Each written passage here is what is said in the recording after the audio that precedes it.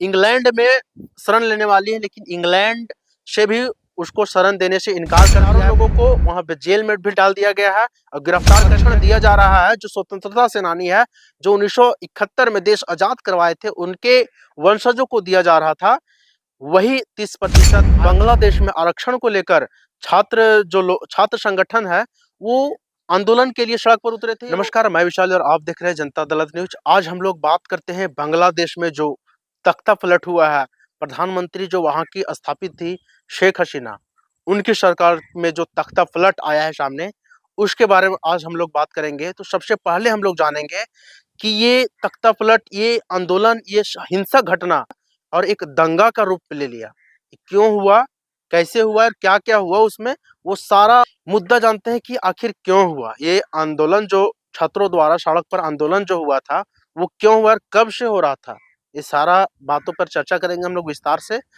तो सबसे पहले हम लोग जानते हैं, बांग्लादेश जब आजाद हुआ था 1971 में, हिंदू मुस्लिम सभी साथ मिलकर सभी जातियों के लोगों देश को आजाद करवाते हैं पाकिस्तान से। और 1971 में पाकिस्तान से देश आजाद हो जाता है बांग्लादेश।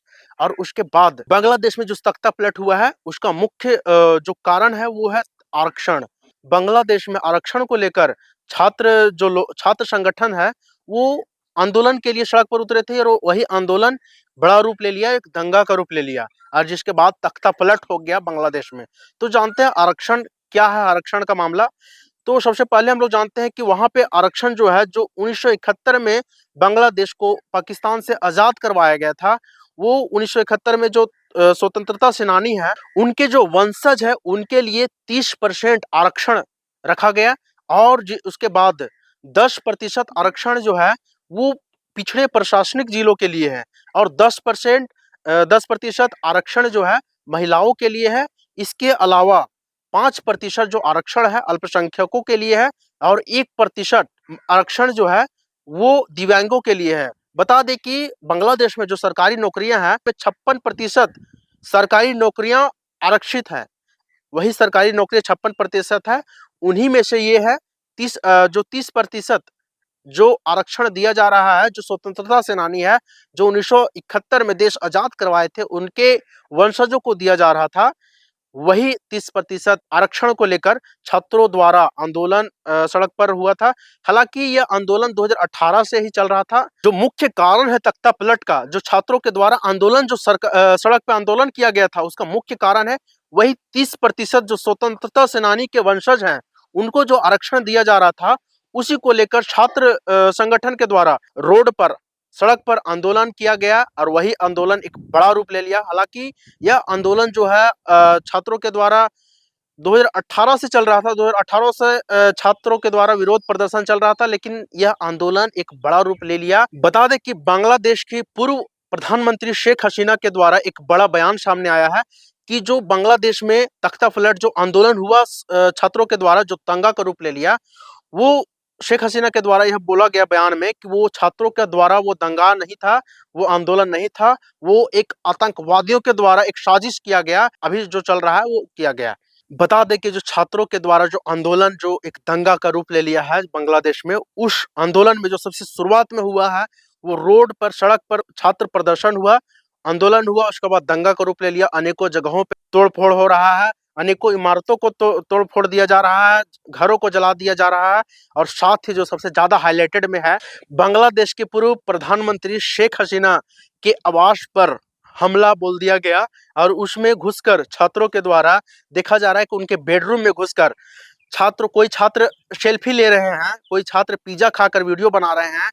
इसी तरह का अनेकों घटना जो सामने आया है देखने को। और साथ ही संसद में जो पार्लियामेंट है, उसको भी भंग कर दिया गया है। बांग्लादेश का कमान अभी आर्मी चीफ वकर जफ जमान के द्वारा संभाल लिया गया है, और उनके द्वारा यह भी बोला जा रहा है कि जल्द ही इस घटना को नियंत्रित कर लिया जाएगा। और कई लोगों को, लगभग हजारों लोगों को वहां पे जेल में भी डाल दिया गया है और गिरफ्तार कर लिया गया है। और अभी आर्मी चीफ हैं वकर जफ जमान के द्वारा, उनके द्वारा यह बयान सामने आया है कि जल्द ही इस घटना को नियंत्रित कर लिया जाएगा, और साथ ही जो दोषी पाए जाएंगे उनको एक उचित सजा भी मिलेगी। अब बताते चले कि जो सबसे ज्यादा ट्रेंड में चल रहा है भारत में, वो ये है कि ऑल इंडियन आइज और बांग्लादेश हिंदूज। देखा जा रहा है कि वहाँ बांग्लादेश हिंदुओं पर जो अत्याचार हो रहा है या जो हिंदुओं को मंदिरों पे को जो तोड़ फोड़ दिया जा रहा है, जो जला दिया जा रहा है। बांग्लादेश में बहुलक जो था, सबसे शुरू जो आजाद हुआ था 1971 में, हालांकि उस समय हिंदू मुस्लिम सभी के द्वारा आजादी दिलाया गया। जैसे हमारे भारत में अभी हिंदू मुस्लिम सभी को द्वारा आजादी दिलाया गया था, जो आजादी में सभी साथ मिलकर देश को आजाद किए थे, उसी तरह बांग्लादेश को भी इसी तरह आजाद करवाए 1971 में। उसके बाद भी बांग्लादेश जब आजाद हुआ था, उस समय अल्पसंख्यक मुसलमानों को माना जाता था। और अभी अभी का अगर बात करें बांग्लादेश में, तो अल्पसंख्यक चंद हिंदू बच गए हैं। देश आजाद हुआ तो उसके बाद कई बार हिंदुओं पर अत्याचार हुए, कई बार हिंदुओं के मंदिरों को तोड़ दिया गया, जला दिया गया। मंदिरों के मतलब हिंदुओं के घरों को भी जला दिया गया था। हालांकि उसमें लोग फिर भी उसके बाद भी बांग्लादेश को समर्थन किए और उसके बाद ही बांग्लादेश में भी रहना पसंद किए लोग। कई रिपोर्ट्स के माध्यम से यह पता चलता है कि बांग्लादेश के जो हिंदूज हैं, वो लाखों हिंदूज पलायन के लिए भी तैयार हैं। बता दें कि रिपोर्ट्स के माध्यम से यह भी जानकारी लगा है कि जो हिंदू है, वहाँ के हिंदू के द्वारा यह बताया जा रहा है कि बांग्लादेश में जब से आजाद हुआ उसके बाद कई बार हिंदुओं पर अत्याचार हुए, कई बार वहाँ पे हिंदुओं के मंदिरों को जला दिया गया, घरों को जला दिया गया, लेकिन फिर भी लोग वहाँ पे बांग्लादेश को ही समर्थन किए और बांग्लादेश में ही रहना पसंद किए। हिंदुओं का जो बयान आया है सामने, वो बता रहे हैं कि इस बार जो बर्दाश्त से बाहर है। हमारे भाषा में अगर बात करें तो पानी सर से ऊपर चला गया है। तो अभी लगभग 3 से 4 लाख हिंदू पलायन के लिए तैयार है। बता रहे हैं कि अगर बॉर्डर सिक्योरिटी अगर अभी खोल दिया जाए तो लाखों हिंदू 3 से 4 लाख पलायन के लिए तैयार हैं और दूसरे देश में जा सकते हैं। बांग्लादेश में अभी सैकड़ों हिंदुओं की जान चली जा चुकी है और हजारों से ज्यादा लोग हिंदू घायल हैं। और अभी बता दें कि हिंदुओं के द्वारा कि जो हिंदूज हैं, वो अपने घरों को, अपने व्यवसायों को खुद से ही आग लगा दे रहे हैं, खुद से ही तोड़ फोड़ दे रहे हैं, क्योंकि वो आंदोलन जो दंगाई है, वो दंगाई उनके पास ना आ जाए और जिसके बाद उनके परिवार को, उनके घरों के महिलाओं को बचाना भी मुश्किल हो जाएगा।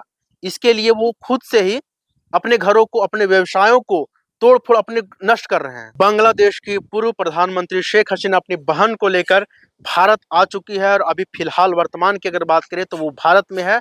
शेख हसीना जो है वो ब्रिटेन में, इंग्लैंड में शरण लेने वाली है, लेकिन इंग्लैंड से भी उसको शरण देने से इनकार कर दिया है, ब्रिटेन से शरण देने से इनकार कर दिया है और अभी पता चल रहा है दुबई जाने वाली है। हालांकि अब देखना यह है कि कहाँ जाती है, दुबई में शरण लेती है। आपका सही समय हो तो सभी कोई जगह देगा और अगर समय खराब होता है तो कोई भी आपको जगह देने से इनकार कर देता है। ठीक इसी तरह शेख हसीना का अगर बात करें तो वो 70 से ज्यादा देशों में विदेशी भ्रमण कर चुकी है, जिसके बाद भी उनको सामने से कोई भी देश आमंत्रित नहीं किया है कि आइए हमारे देश में आपको पनाह मिलेगा।